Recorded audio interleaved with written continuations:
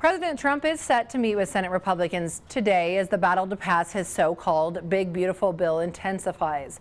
This comes hours after Elon Musk called the legislation a disgusting abomination on social media.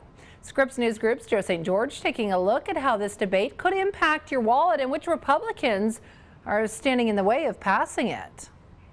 June is going to be a big month politically for President Trump and perhaps your wallets. You see, in May, the House of Representatives passed his One Big Beautiful Bill, and now the debate heads to the other side of the Capitol, the Senate side. But President Trump has a problem. Not every Senate Republican agrees with what the House passed.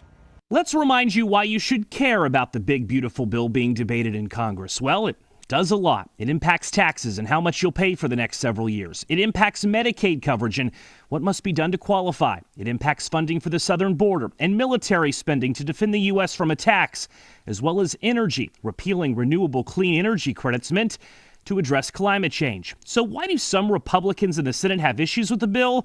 Reason number one, it's too costly for some.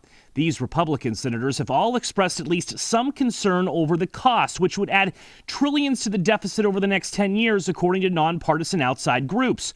Republican Senator Ron Johnson of Wisconsin spoke with the Scripps News Group recently about his concerns. We have to show the Republicans that elected us is that we are serious about reducing spending. Reason number two that some Republicans are skeptical: healthcare and Medicaid changes. These senators have all shared at least some worry that the House-passed bill changes too much with Medicaid funding. Some have even expressed concern about new work requirements. Republican Senator Josh Hawley of Missouri may be the one to watch on this issue. He wrote an essay in the New York Times in May simply titled, "Don't Cut Medicaid." Reason number three for some Republican opposition: repealing clean energy tax credits. This third group of senators have all expressed skepticism over scaling back those tax incentives.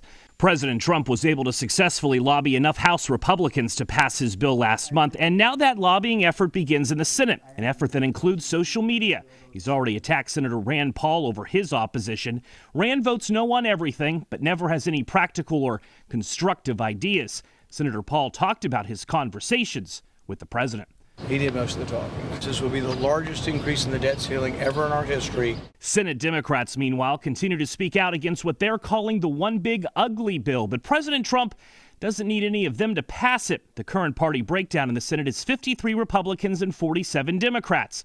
President Trump can still pass it if 50 senators back it, because Vice President J.D. Vance would break the tie. But if 4 Republicans side with Democrats, well, that would defeat the bill. Joe St. George, Scripps News Group, Washington.